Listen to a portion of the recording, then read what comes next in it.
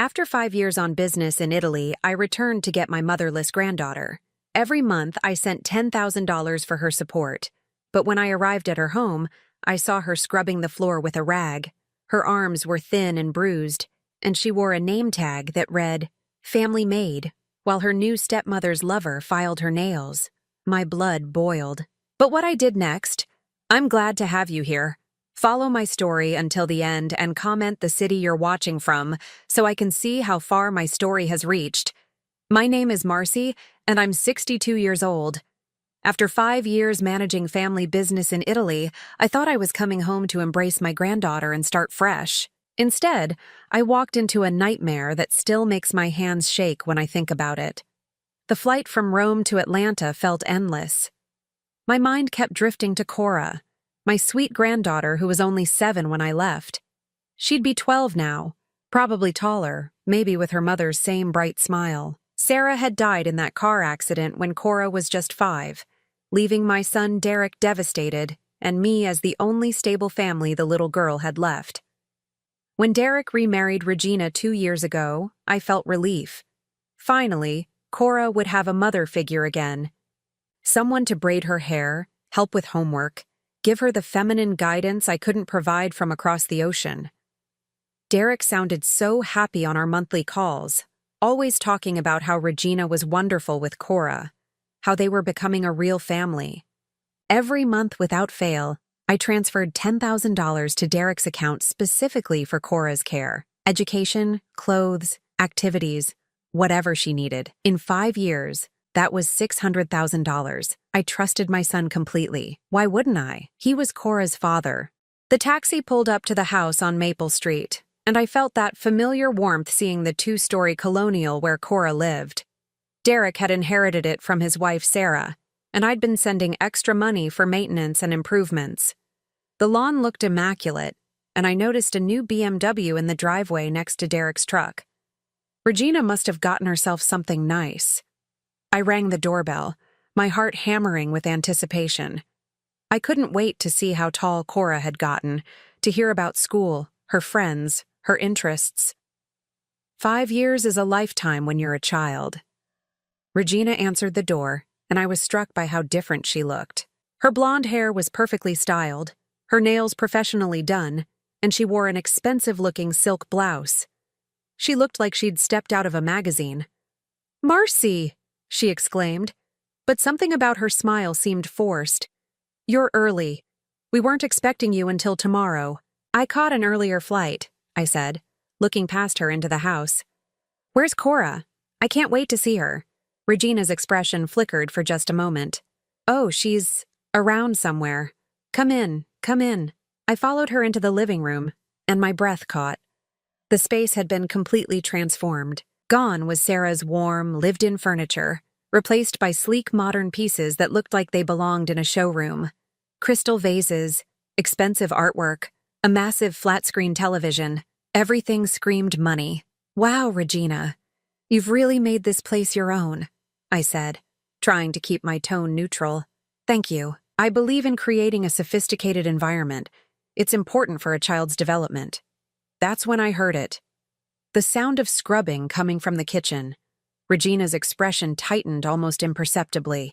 "Let me get you some coffee," she said quickly, moving toward the kitchen doorway. "Why don't you sit down and—" But I was already following the sound. Nothing could have prepared me for what I saw. Cora was on her hands and knees on the kitchen floor, scrubbing with a dirty rag. My beautiful granddaughter, who should have been in school or playing with friends, was cleaning the floor like a servant. She wore clothes that were too small, faded and worn, her dark hair hanging limp around her face. What made my blood run cold was the plastic name tag pinned to her shirt. In bold black letters, it read, "Family MAID." "Cora?" I whispered. She looked up, and I saw my heart break in real time. This wasn't the vibrant little girl I remembered. Her arms were thin, too thin, and I could see what looked like bruises on her wrists. Her eyes had lost that bright spark, replaced by something that looked almost like fear. "Grandma Marcy?" Her voice was barely audible. I knelt beside her, wanting to pull her into my arms, but Regina's sharp voice cut through the moment. "Cora, you're not finished with your chores, and you know better than to stop working when we have company." The casual cruelty in her tone made my stomach turn. I looked up at Regina, then noticed someone else lounging at the breakfast bar. A man I didn't recognize, probably in his 30s, was filing his nails while watching the scene with obvious amusement. "This is Marcus," Regina said smoothly. "He's staying with us for a while." Marcus smirked at me. "Nice to meet you, Mrs. Chen. Regina's told me all about you." His eyes flicked to Cora, scrubbing the floor. "Love what you've done with the place. Very efficient household management." I felt like I was going to be sick. "Cora, sweetheart, why aren't you in school?" Regina answered before Cora could speak. "She's been having some behavioral issues. Homeschooling is more appropriate right now." Behavioral issues? I looked at this child who was scrubbing a floor that already looked spotless. "What kind of behavioral issues?" "She's been very difficult lately. Ungrateful. Defiant. Sometimes children need structure to learn respect." I watched as Cora flinched at the word defiant. This wasn't structure. This was something else entirely. "Cora, baby, come here and give your grandmother a hug." "She needs to finish her work first," Regina said firmly. "Cora understands that chores come before socializing. Don't you, Cora?" My granddaughter nodded silently, not meeting my eyes. The name tag on her chest caught the light, and I felt rage building in my chest like a physical thing. "Where's Derek?"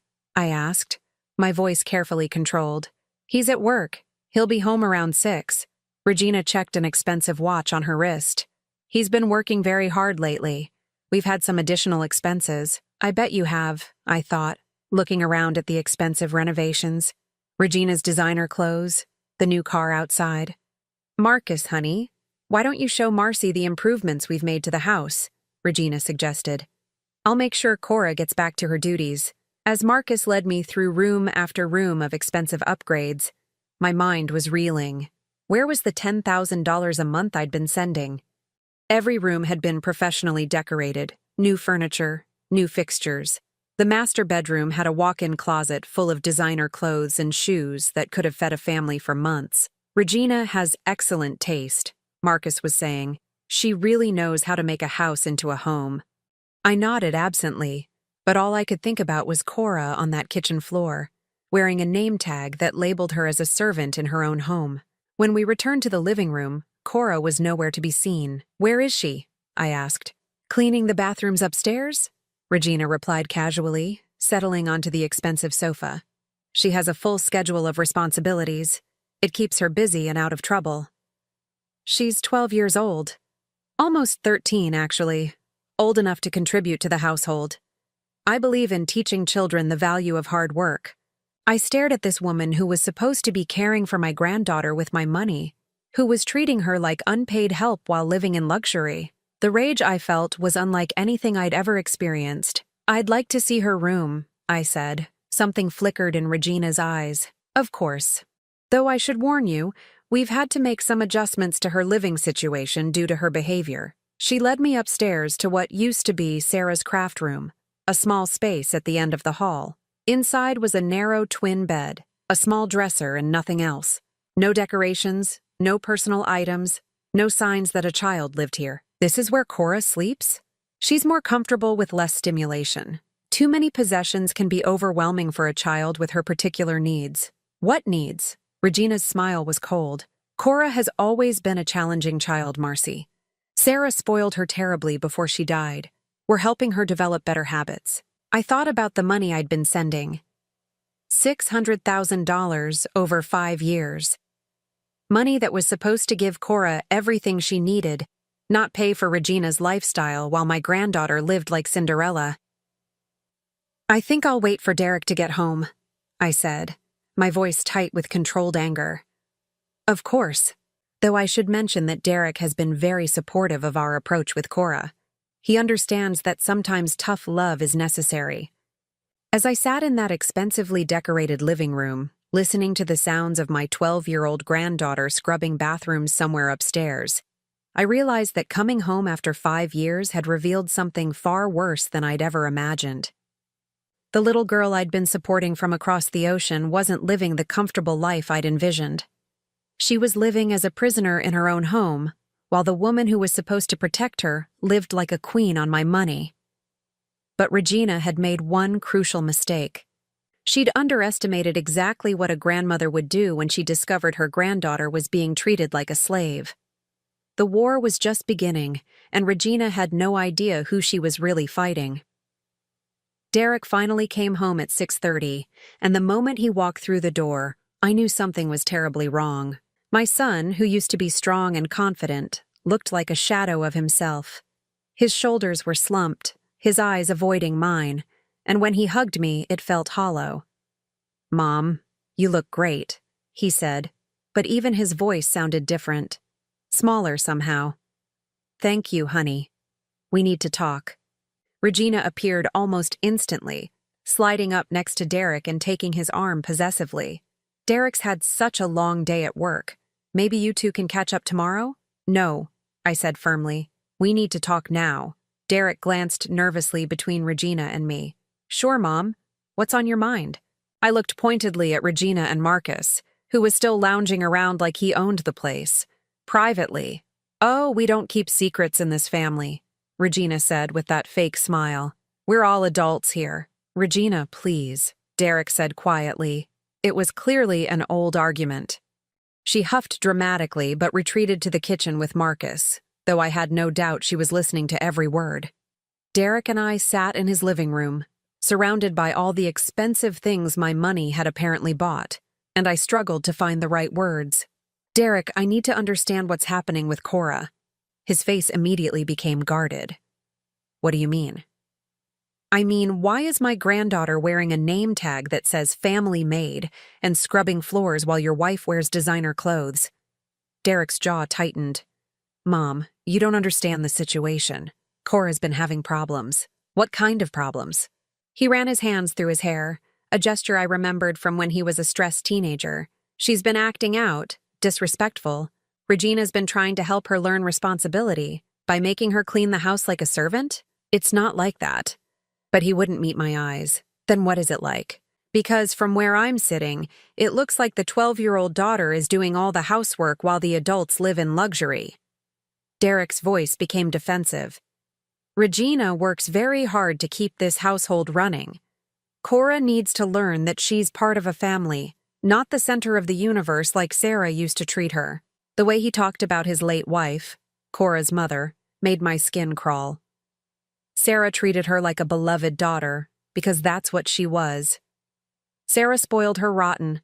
Cora never learned boundaries, never learned respect. Since Regina came into our lives, we've been trying to fix that. I stared at my son, wondering when he'd become this stranger. Fix what exactly? She's a child, Derek. She's supposed to be in school, playing with friends, not scrubbing your floors. She is in school. Regina homeschools her. And where exactly does this homeschooling happen? Derek hesitated. Regina has a structured program. I haven't seen any books, any school materials, any indication that learning is happening in this house. From the kitchen came the sound of Regina's laughter, sharp and artificial. Derek glanced toward the sound nervously. "Derek, I've been sending you $10,000 every month for 5 years. Where has that money gone?" "It goes toward Cora's care, just like we agreed." "Her care?"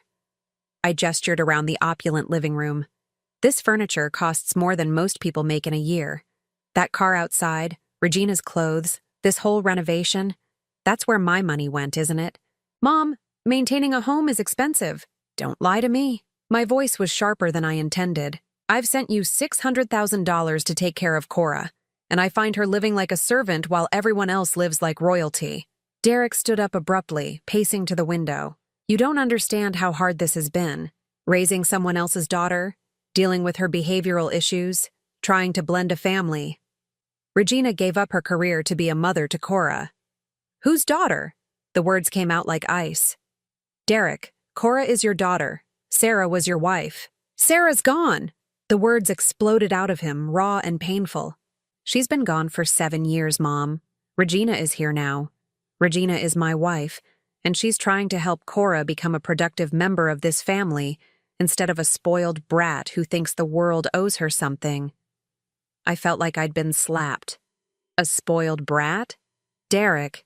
She was 7 years old when I left. What could she possibly have done that justified treating her like this? Before Derek could answer, Regina appeared in the doorway with Marcus right behind her. I couldn't help but overhear, she said, though she didn't look the least bit apologetic. Marcy, I think there's been some misunderstanding about Cora's situation. Really? Then please, enlighten me. Regina settled gracefully into the chair across from me, every movement calculated. Cora has some serious behavioral problems that developed after Sarah died. She became destructive, disrespectful, violent even. She would throw screaming fits, break things, hit other children at school. I looked at Derek. Is this true? He nodded reluctantly. She was acting out pretty badly. The school called us multiple times. She was grieving, I said. She lost her mother. Of course she was acting out. For 7 years? Regina's voice was smooth as silk. Marcy, I know this is hard to hear, but Cora has never adjusted properly to her mother's death. She became manipulative, using her grief to get out of responsibilities. She would lie constantly, steal things, even hurt herself to get attention. My heart was pounding. None of this sounded like the sweet little girl I remembered. I don't believe you. Regina pulled out her phone and scrolled through it. Here, look at these pictures.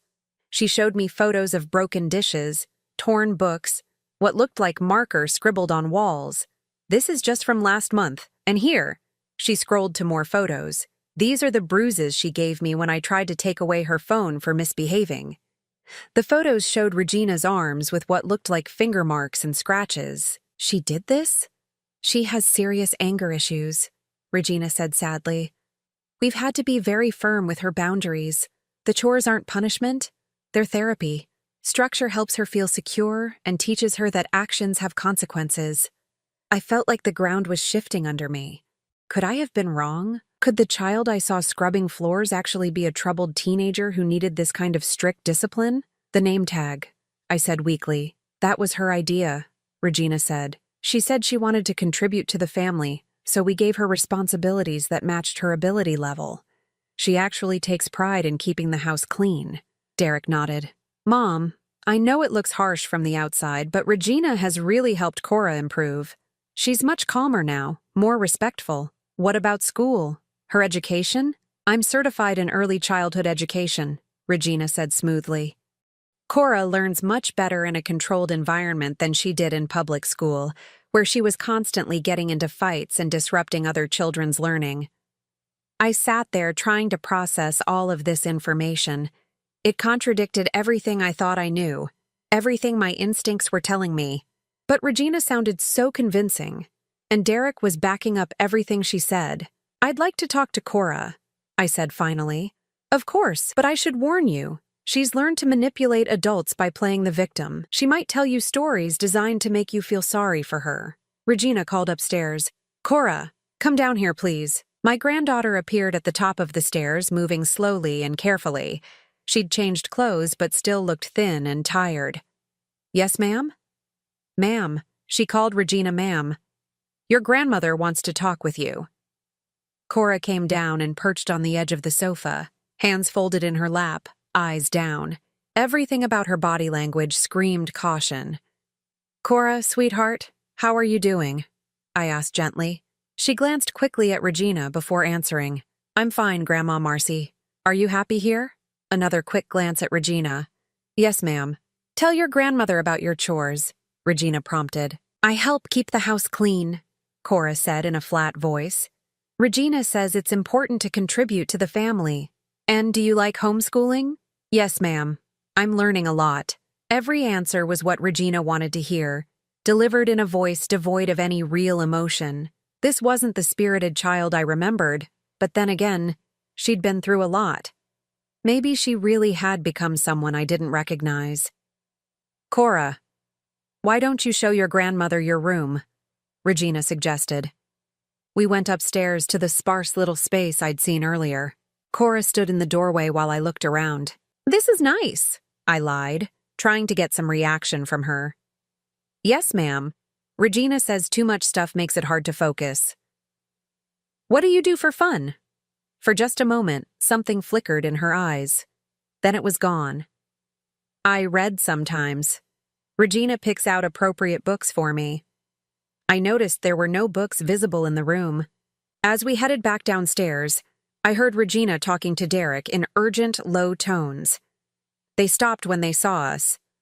"Well," Regina said brightly, "I hope that helped clear things up." I looked at Cora, who immediately went back to that careful, watchful posture. Everything Regina had told me made logical sense. The photos, Derek's confirmation. Even Cora's own responses seemed to support this narrative of a troubled child who needed strict boundaries. But every instinct I had was screaming that something was wrong. After Cora was sent back upstairs, Regina walked me to the door. "I know this is a lot to take in," she said sympathetically, "but I want you to know that everything we do is for Cora's benefit.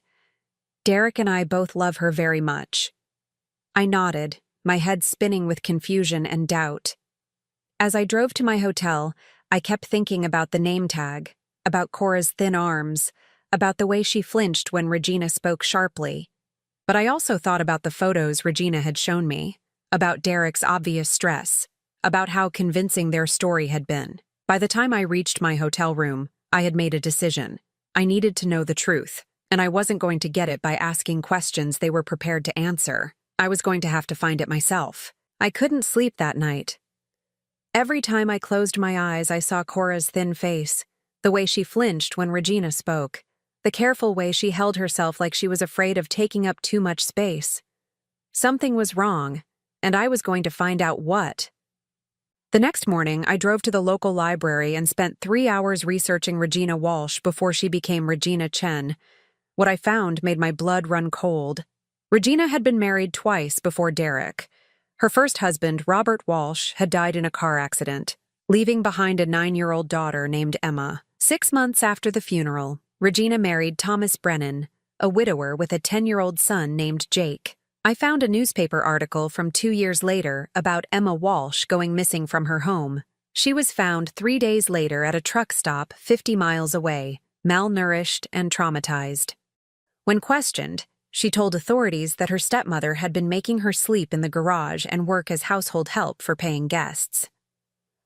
The case was quietly settled out of court. Regina and Thomas divorced shortly after, and she received a substantial settlement. There was no mention of what happened to Emma or Jake. My hands were shaking as I printed the articles. This woman had a pattern, and Cora was just her latest victim. I spent the rest of the day creating a plan. I couldn't just march into their house and demand answers. Regina had already shown me how good she was at manipulation, how she could make her story sound completely reasonable. I needed evidence, real proof of what was happening. First, I called an old friend from my business days, Patricia, who worked for a private investigation firm. "Marcy, good to hear from you," she said warmly. "How's retirement treating you?" "I need a favor, Pat. A big one." I explained the situation, and Patricia's voice became deadly serious. "Jesus, Marcy, this sounds like a classic exploitation case. What do you need?" "Surveillance equipment. Something small, undetectable. I need to document what's really happening in that house. I can have someone meet you this afternoon, but Marcy, be careful. If this woman is as dangerous as she sounds, you could be putting yourself and your granddaughter at risk." 2 hours later, I met Patricia's colleague, a woman named Lisa, at a coffee shop downtown. She showed me tiny recording devices, cameras small enough to hide in everyday objects, and taught me how to use them. "The key is to act natural," Lisa explained. "Don't change your behavior patterns or they'll get suspicious. Document everything, but don't confront them until you have enough evidence to take to authorities." That evening, I returned to Derek's house with a small overnight bag and a story about wanting to spend more time getting to know the family. "Of course you can stay," Regina said, though I caught the flash of irritation in her eyes. "We have a lovely guest room." The guest room was directly above the kitchen, which turned out to be perfect for my purposes. Over the next 3 days, I documented everything. I watched through the tiny camera I'd hidden in the living room as Regina made Cora scrub the floors again, even though they were already spotless. When Cora missed a spot, Regina made her start over from the beginning. I recorded audio of Regina telling Cora that she was worthless, just like her dead mother, when the girl accidentally dropped a dish. I documented Regina forcing Cora to stand in the corner for 2 hours because she'd asked for a glass of water during work time. But the worst discovery came on my 3rd night there. I'd placed a small recording device in the kitchen, hidden inside what looked like a decorative magnet on the refrigerator. Around midnight, I heard voices and crept to the top of the stairs to listen. Regina was on the phone with someone, her voice low but carrying clearly in the quiet house. "No, she's too young for that kind of work," Regina was saying. "But she's perfect for daytime cleaning jobs. Very obedient, won't cause any trouble. $50 an hour, minimum 4-hour bookings." My heart stopped. She was talking about Cora. "The Chen family has excellent references," Regina continued. "The child is well-trained and discreet. Your friends won't have any complaints." I gripped the stair railing so hard my knuckles went white. Regina wasn't just making Cora work as a servant in her own home. She was lending her out to other people. The conversation continued for another 10 minutes, with Regina discussing scheduling and rates like she was running a business. A business using my 12-year-old granddaughter as unpaid labor. I managed to record the entire conversation. The next morning at breakfast, I watched Regina interact with Cora with new eyes. Every order, every criticism, every casual cruelty was designed to break down a child's spirit and make her completely compliant. "Cora, you left water spots on the glasses," Regina said, examining a perfectly clean glass under the light. "Do them all again." Cora nodded without protest and began rewashing every glass in the cabinet. "Regina," I said carefully, "maybe I could help Cora with the dishes? Spend some grandmother-granddaughter time together?" "Oh, that's sweet of you, but Cora needs to learn responsibility. If we help her with her chores, she'll never develop a proper work ethic." Derek nodded in agreement. "Regina's right, Mom." Cora's come so far with her behavior since Regina started the structure program. Structure program. They'd given their abuse a name to make it sound legitimate. That afternoon, while Regina was out getting her nails done and Derek was at work, I finally had a chance to talk to Cora alone. I found her in the laundry room, folding clothes with practiced efficiency. "Cora, sweetheart, can we talk?" She looked around nervously. "I'm supposed to finish the laundry before Regina gets back." "I'll help you finish. We can talk while we work." For a few minutes, we folded clothes in silence. Then I said quietly, "Cora, I want you to know that you can tell me anything. I'm your grandmother, and I love you no matter what." Her hands stilled on a towel. "Regina says you might try to fill my head with nonsense, that some adults lie to children to make them misbehave. What do you think?" "Do you think I would lie to you?" She looked at me with those 2 old eyes. "I don't know anymore. Regina says lots of things about what people really think about me." "What kind of things?" Cora glanced toward the door again. "She says everyone knows I'm the kind of kid who causes trouble. That's why I can't go to regular school anymore. The teachers complained about me too much." "Cora, do you remember your mother? Do you remember how she treated you?" Something flickered in her face. A brief moment of real emotion before the careful mask slipped back into place. "Regina says I remember wrong. That Mommy was sick and that's why she let me get away with being bad all the time. What do you remember?" "I remember." Her voice was barely a whisper. "I remember Mommy reading to me, and making pancakes on Saturday mornings, and singing when she brushed my hair." Tears started sliding down her cheeks, and she quickly wiped them away. "Regina says crying is manipulation. That I use tears to try to get out of my responsibilities." I knelt down in front of her, my heart breaking. "Cora, crying is normal. It's okay to miss your mother. It's okay to be sad." "No, it's not." The words burst out of her. "I have to be grateful. Regina gave up everything to be my mother when nobody else wanted me. She says I should be thankful she didn't send me to live with strangers." "Honey, I would have taken you in a heartbeat. I wanted you to come live with me, but your father said you were better off with him and Regina." Cora stared at me. "You wanted me?" "Of course I wanted you. You're my granddaughter. I love you." For a moment, the careful mask completely cracked, and I saw the frightened, grieving child underneath. But then we heard a car door slam outside, and Cora immediately went rigid. "Regina's back," she whispered. "I have to finish the laundry. Cora, listen to me. This isn't normal. Children aren't supposed to work like servants. They're supposed to go to school and play and have friends." "You don't understand," she said desperately. "I'm not like other kids. I'm broken. Regina's trying to fix me, but it's really hard because I'm so damaged." "You are not broken," I said firmly. "You are not damaged. You are a beautiful, intelligent, wonderful child who deserves to be loved and protected." The front door opened, and we heard Regina's voice calling out, "I'm home! Cora, where are you?" Cora's face went pale. "If she finds out we talked like this, she'll be so angry. Please don't tell her what I said." I helped her quickly finish folding the clothes, my mind racing. This child had been so thoroughly manipulated that she believed she deserved this treatment. Regina had convinced her that love meant servitude, that she was fundamentally flawed and should be grateful for any attention at all. That night, I lay in the guest bed listening to the house settle around me and planned my next move. I had recordings now, evidence of the abuse, but I also knew that if I moved too quickly, Regina might disappear with Cora or turn Derek so completely against me that I'd never see my granddaughter again. I needed more evidence, and I needed to be smart about how I used it. The next morning, I called Patricia again from the privacy of my rental car. "I need you to dig deeper into Regina's background," I told her. "Specifically, I need to find Emma Walsh and Jake Brennan, the children from her previous marriages."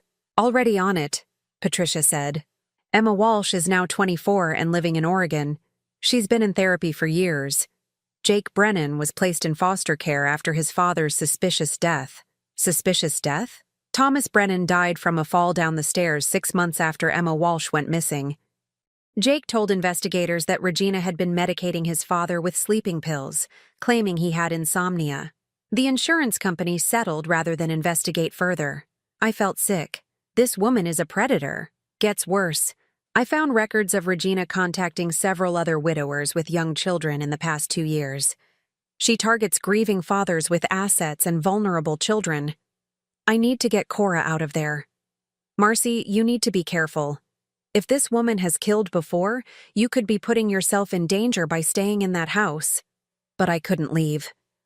Not when I finally understood the scope of what was happening to my granddaughter. Regina hadn't just been stealing my money and exploiting Cora for free labor. She was systematically destroying a child's sense of self-worth, convincing her she was worthless, so she'd be easier to control. And according to those phone calls I'd recorded, she was also profiting by lending Cora out to other people as domestic help. My granddaughter wasn't just being abused, she was being trafficked. The realization hit me like a physical blow, and I had to pull over to the side of the road to catch my breath. This was so much worse than I'd imagined. But now I knew the truth, and I was going to make Regina pay for every single thing she'd done to my granddaughter. Armed with Patricia's research, I knew I needed concrete evidence of Regina's trafficking operation. The recordings I had were damning, but I needed proof that money was changing hands and that Cora was actually being sent to work for other people. I decided to extend my visit indefinitely, telling Derek and Regina that I was considering moving back to Atlanta permanently and wanted to spend time house hunting. Regina's smile was tight when I made the announcement, but she couldn't object without seeming unreasonable. "How wonderful," she said through gritted teeth. "Family is so important." Over the next week, I established a routine. Every morning, I left the house ostensibly to look at real estate listings or run errands, but instead I was conducting surveillance. I parked down the street with a clear view of the house and documented everyone who came and went. What I discovered made me physically ill. On Tuesday morning, Regina loaded Cora into her car at 7:30. I followed them to an upscale neighborhood across town, where Regina walked Cora to the front door of a massive colonial house. A well-dressed woman answered the door, handed Regina an envelope, and took Cora inside. Regina drove away, leaving my 12-year-old granddaughter alone with strangers. I sat in my car for 4 hours, watching that house, until Regina returned at noon to pick up Cora. The child who emerged looked exhausted, her clothes dirty, her hair disheveled. Regina collected another envelope before driving away. I followed them back home, my hands shaking with rage. When they arrived, Regina immediately sent Cora upstairs to shower while she counted the money from both envelopes. Through the hidden camera I'd placed in the living room, I watched her separate the bills into neat stacks. That evening at dinner, I tried to control my voice as I asked casual questions. "How was everyone's day?" "Productive," Regina replied smoothly. "Cora had some educational activities this morning." Derek nodded. Regina's always finding new learning opportunities for Cora. She's very creative with the homeschooling curriculum. Cora sat silently, picking at her small portion of food. I noticed she was served significantly less than the adults, and her plate contained only vegetables and a small piece of bread, while the rest of us had pasta and meat. "Cora's on a special diet," Regina explained when she caught me looking. "She has digestive issues that require careful monitoring." Another lie to explain away another form of neglect. The next day, I followed them again. This time, Regina took Cora to a different house, where the same exchange occurred. Envelope of money, child delivered. Regina leaves. Hours pass. Regina returns for pickup and final payment. By Friday of that week, I had documented Cora being sent to 5 different houses. Each time the pattern was the same. Regina was running a business, and my granddaughter was the commodity being sold. That weekend, I made an excuse to visit my old friend Martha, who lived an hour away. Instead, I drove to Oregon to meet Emma Walsh. I found her working at a small veterinary clinic in Portland, a quiet young woman with prematurely gray hair and nervous eyes that reminded me painfully of Cora. "You're Regina's mother-in-law?" she asked when I introduced myself. Her face went pale. "Is she still married to your son?" "Yes. Emma, I need to know what she did to you." Emma looked around the empty clinic, then locked the front door and led me to a small office in the back. "I should have spoken up years ago," she said, her voice barely above a whisper. But who would have believed me? She was so good at making me sound like a troubled kid, making up stories for attention. "I believe you," I said simply. "Tell me everything." The story Emma told me was horrifyingly similar to what was happening to Cora. After her father's death, Regina had gradually isolated Emma from friends and extended family, claiming the child was too emotionally unstable for normal social interactions. She'd pulled Emma out of school for behavior problems that Emma swore never existed. "She made me work for her friends," Emma said, tears streaming down her face, "cleaning their houses, serving at their parties, taking care of their children. She told everyone I was learning life skills and that the work was therapy for my grief." "Did she make money from it?" "Thousands of dollars. She charged by the hour and kept every penny. She told me that since I was costing her so much money to raise, I needed to contribute to the household expenses." "What about your stepfather, Thomas?" Emma's face darkened. "He tried to stop her at first, but Regina was. She was very good at manipulating him. She convinced him that I was dangerous, that I needed strict control or I might hurt myself or others. She showed him fake injuries and claimed I had attacked her." "Fake injuries?" "She would hurt herself and blame me. Or she'd drug my food to make me act confused and disoriented, then tell Thomas I was having psychological episodes." I felt sick. "What happened the night you ran away?" I overheard her on the phone, talking to someone about selling me permanently. Not just lending me out for day work, but actually selling me to someone who wanted a live-in servant. She was negotiating a price. Emma wiped her eyes with shaking hands. "I knew if I didn't run that night, I'd never get another chance. I walked for 3 days before someone found me and called the police." "And your stepfather's death?" "I don't have proof, but I know she killed him. He was starting to ask questions about why I ran away, starting to doubt her story about my behavior problems. A week later, he was dead." Emma gripped my hands. "If this woman has your granddaughter, you have to get her out of there. Regina doesn't just exploit children for money. She destroys them psychologically. She makes them believe they're worthless, that they deserve abuse, that no one will ever love them." The drive back to Atlanta was the longest 4 hours of my life. I kept thinking about Cora's thin face, the way she flinched when adults spoke to her, how she believed she was broken and should be grateful for Regina's care. When I arrived back at Derek's house that evening, I found the family in the living room watching television. Cora was sitting on the floor, polishing Regina's shoes while the adults relaxed on the couch. "How was your visit with Martha?" Derek asked. "Enlightening," I said, watching Regina carefully. "Very enlightening." Something in my tone made Regina look at me sharply, but I kept my expression neutral. That night, I called Patricia with my update. "Emma's testimony combined with your recordings should be enough for the authorities," she said. "But Marcy, you need to be extremely careful. If Regina suspects you know the truth, she might disappear with Cora before you can stop her. What's the legal process? How do I get Cora away from them? Child Protective Services will need to investigate first. With your evidence, they should be able to get an emergency removal order. But these things take time, and Regina could fight it if she's prepared. I need to move fast." "There's something else you should know. I tracked down Jake Brennan. He's in a group home for traumatized children in Arizona. The foster care system couldn't find a family willing to take him because of his behavioral issues." "What kind of behavioral issues?" "Severe PTSD, attachment disorders, inability to trust adults. According to his caseworker, he still has nightmares about his time with Regina. He was only with her for 18 months, but the psychological damage was extensive." I closed my eyes, thinking about how Regina had been working on Cora for over 2 years now. "Patricia, I'm going to get Cora out of there this week, one way or another. Just be smart about it. This woman is dangerous, and she's already proven she'll kill to protect her secrets." After I hung up, I sat in my hotel room and made a plan. I couldn't wait for the legal system to slowly grind through the process. Every day Cora stayed in that house was another day of psychological damage.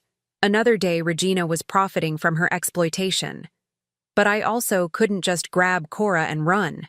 That would make me the kidnapper in the eyes of the law, and Regina would use it to paint me as an unstable grandmother trying to steal a child. I needed Regina to make a mistake.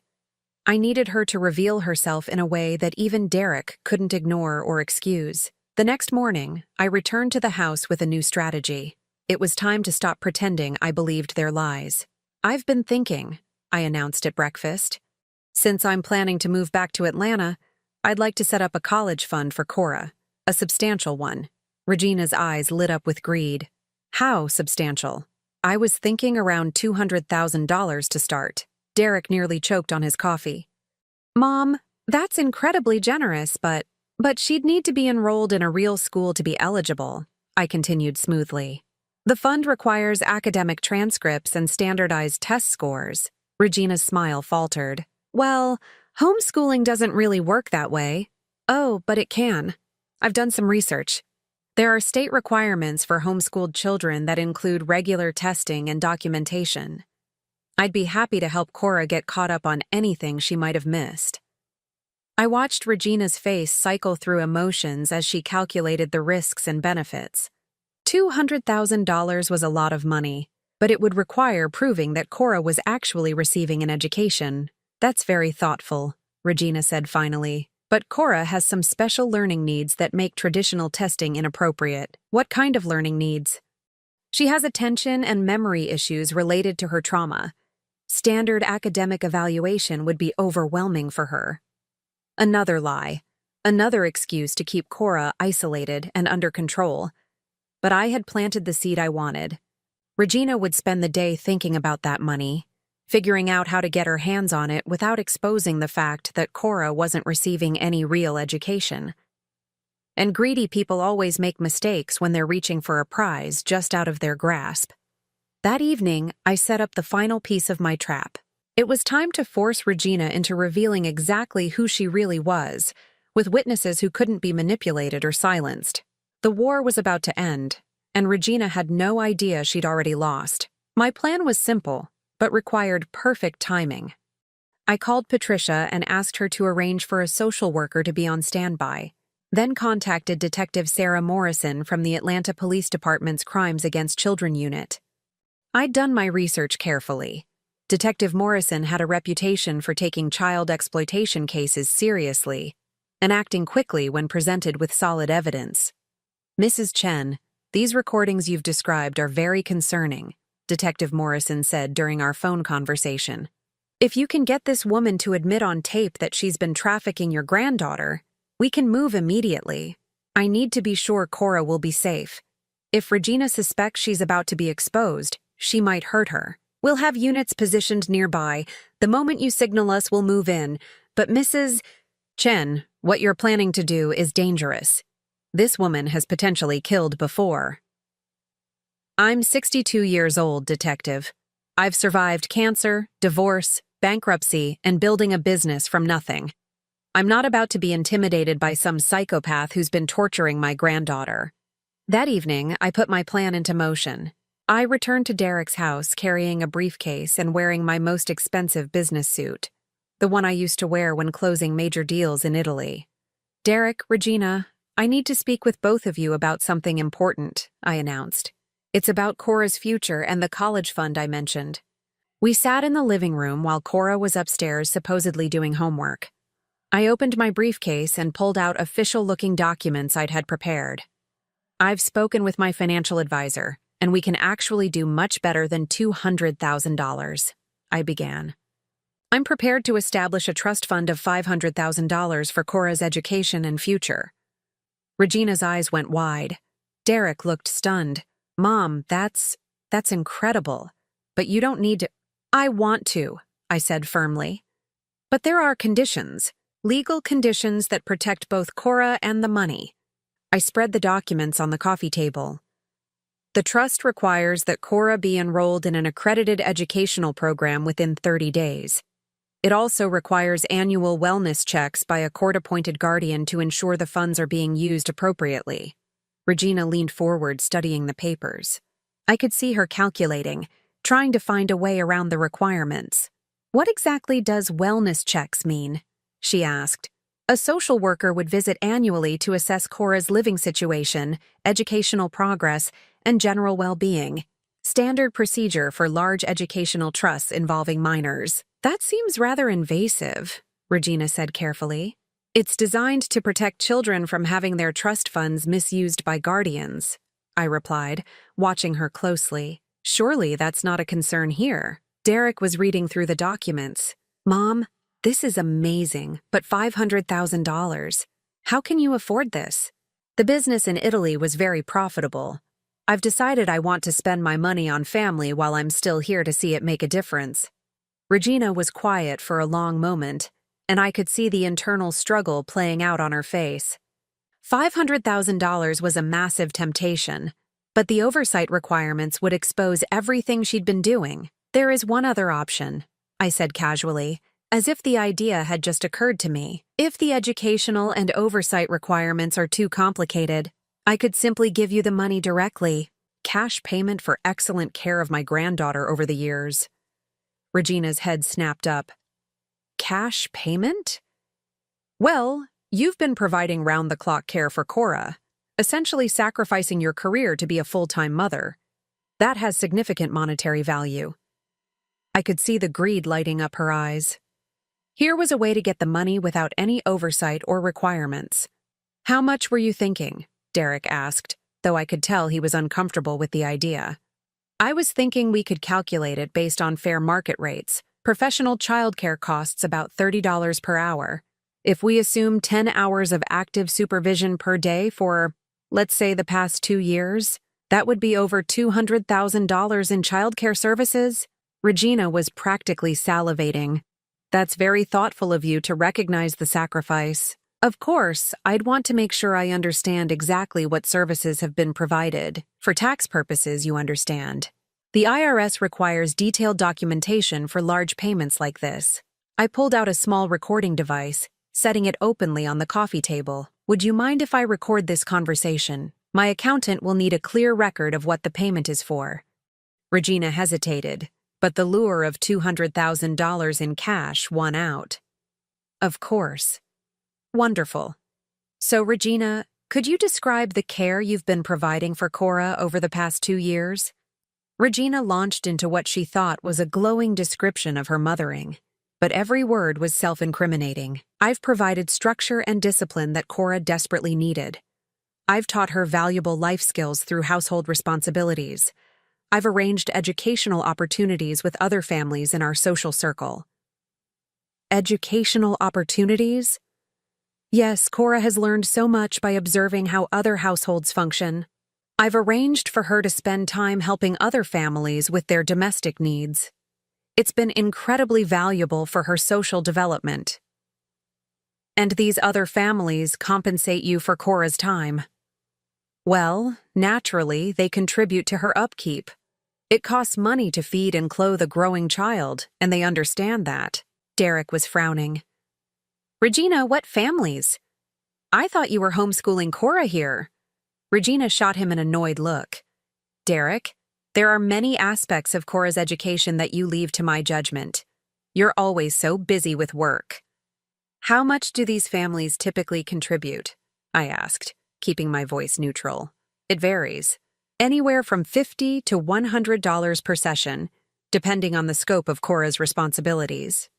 Sessions? Yes, usually 4 to 6 hour periods where Cora assists with cleaning, organization, childcare support. It's wonderful practical experience for her. Derek was looking increasingly uncomfortable. Regina, are you saying that other families pay you for Cora to work in their houses? It's not work, it's education, Regina snapped. Cora is learning valuable life skills that will serve her well as an adult. I pressed further. And how often do these educational sessions occur? 3 to 4 times per week. Sometimes more if there's high demand. High demand for Cora specifically? Regina's smile was predatory. Cora has developed an excellent reputation among our social circle. She's very obedient and thorough in her tasks. Derek stood up abruptly. Regina, you're talking about sending my daughter to work as a maid for your friends. Don't be ridiculous, Derek. Everything I do is for Cora's benefit. She's learning responsibility and contributing to the household expenses. It's much better than letting her sit around feeling sorry for herself. Contributing to household expenses? Derek's voice was rising. She's 12 years old. Regina's careful facade was beginning to crack. Derek, you have no idea how difficult it's been raising your daughter. She required extensive behavior modification when I came into this family. The structure I've provided has transformed her from a spoiled, destructive child into a productive member of society. Productive? Derek looked sick. You mean profitable. Don't take that tone with me, Regina snarled. I've sacrificed my entire life to fix your broken daughter. The least she can do is contribute to her own upkeep instead of being a constant drain on our resources. The mask was completely off now. The sweet, caring stepmother had vanished, replaced by the cold, calculating predator underneath. I kept the recorder running as Regina continued to rant, each word providing more evidence of child exploitation and abuse. Furthermore, Cora should be grateful for the opportunities I've provided. Do you know how many children would love to have the structure and purpose I've given her? She was headed for juvenile detention or worse before I intervened. By making her scrub floors and work as unpaid labor for your friends, I asked quietly. By teaching her that the world doesn't owe her anything just because her mother died. By showing her that respect and comfort must be earned through hard work and obedience. Derek was staring at his wife like he'd never seen her before. Regina, my God, what have you done? I've saved this family from financial ruin, Regina shouted. Do you think your salary alone could maintain this lifestyle? Do you think money just appears out of nowhere? Cora's contributions have paid for every improvement to this house. Every luxury we enjoy. Contributions, I repeated. You mean the money other people pay you for access to my granddaughter. She's not your granddaughter anymore. Regina spun on me, her face twisted with rage. You abandoned this family for 5 years. You don't get to waltz back in here and judge how we've managed without you. I sent $10,000 every month for her care. And every penny went to her care. Food, shelter, clothing, medical expenses, education. Do you have any idea how expensive it is to raise a child properly? Then why does she sleep in a closet-sized room with no belongings while you live in luxury? Because she hasn't earned anything better. Everything in this house belongs to me and Derek. Cora gets exactly what she deserves based on her behavior and contribution. The recording device captured every damning word as Regina revealed her true beliefs about children, money, and exploitation. Finally, I asked the question that would seal her fate. Regina, over the past 2 years, approximately how much money have you received from other families for Cora's educational services? Regina was so angry now that she answered without thinking. Between $15,000 and $20,000, money that was desperately needed to maintain this household and provide for Cora's needs. The room fell silent except for the soft whirring of the recorder. Derek sank back into his chair, his face white. $20,000. You've been selling my daughter's labor and keeping the money. I've been managing this family's finances in ways you're apparently too naive to understand. Regina shot back. Someone had to make hard decisions while you buried your head in the sand. That's when I played my ace. Derek, there's something else you need to know about your wife.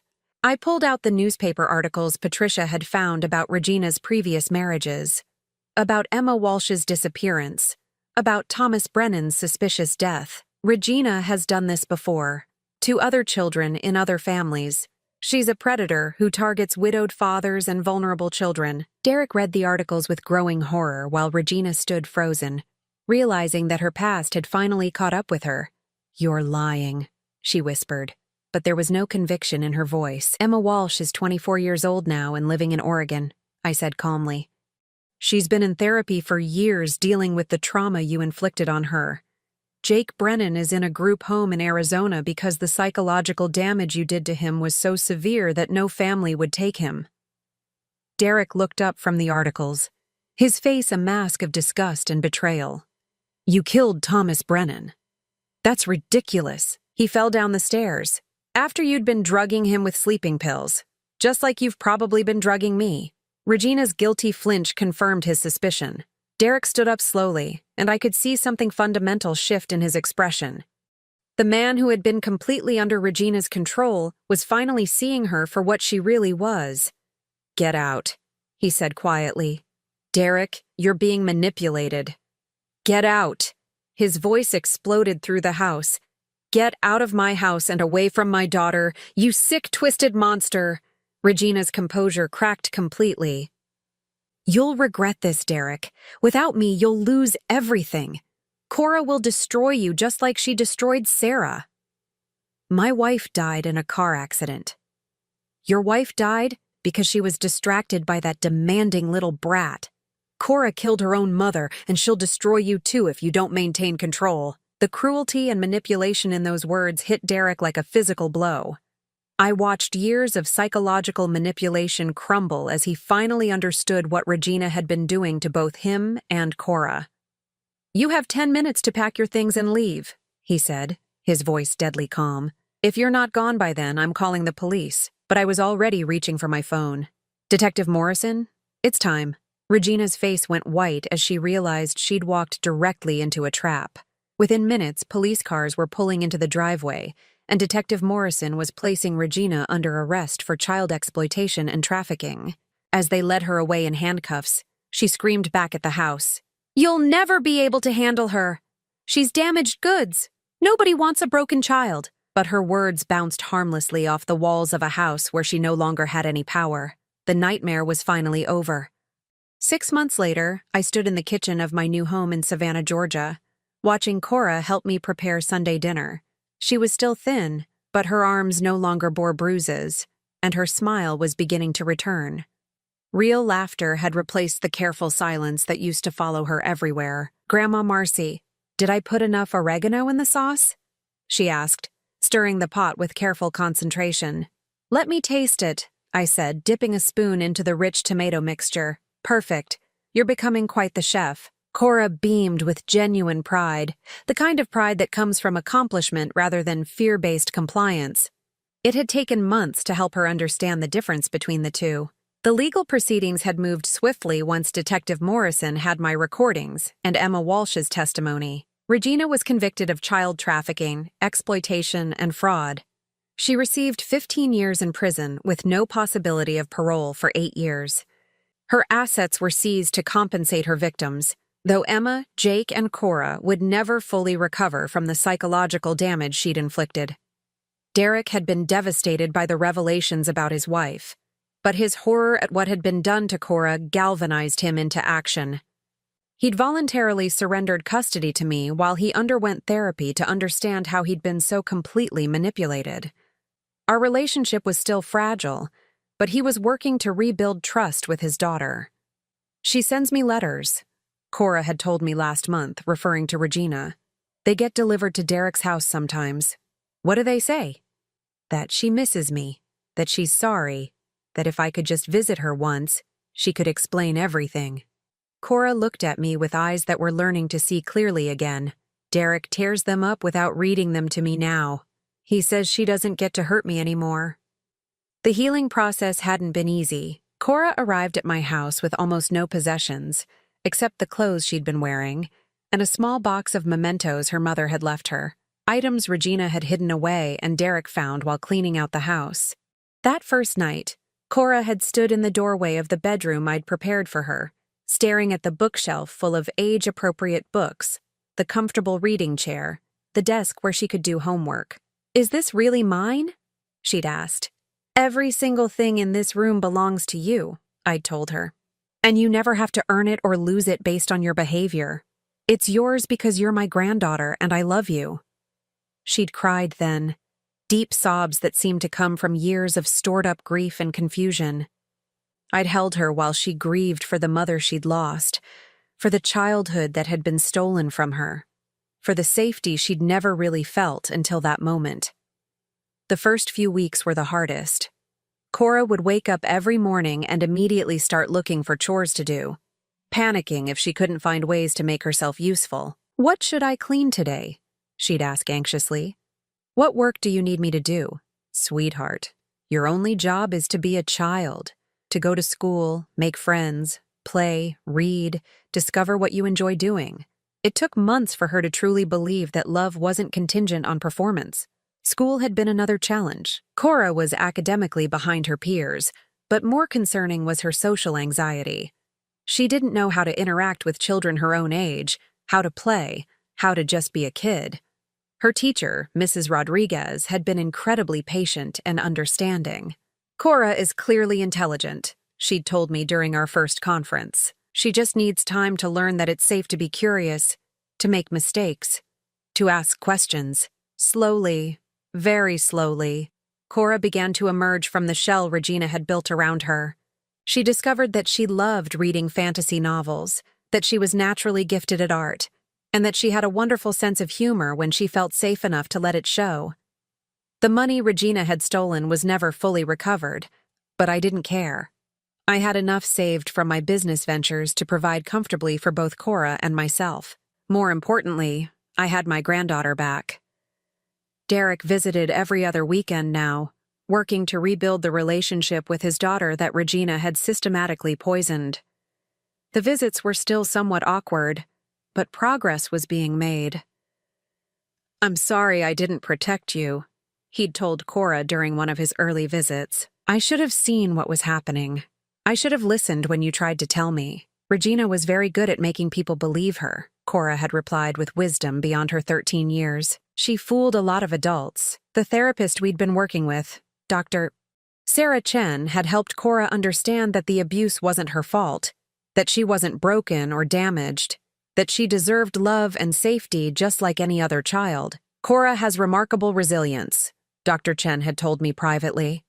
"The fact that she retained her core sense of self despite years of psychological manipulation is extraordinary. She's going to be just fine." Today, as we finished preparing dinner, I watched Cora set the table with the careful attention to detail that had once been forced upon her, but now came from genuine pride in contributing to our household.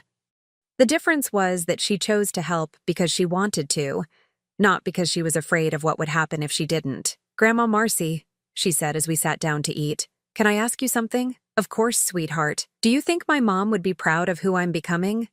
The question caught me off guard, but I knew exactly how to answer it. "Cora, Your mother loved you more than anything in the world. She would be incredibly proud of your strength, your kindness, and your courage.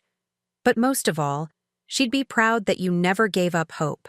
Cora smiled, and for just a moment, I saw her mother's radiant joy shining through her features. After dinner, we settled into our evening routine. Cora curled up in the living room with one of her beloved fantasy novels while I worked on a crossword puzzle. The quiet companionship felt like the most natural thing in the world. "Grandma Marcy? Yes? I'm glad you came home from Italy." "So am I, sweetheart. So am I."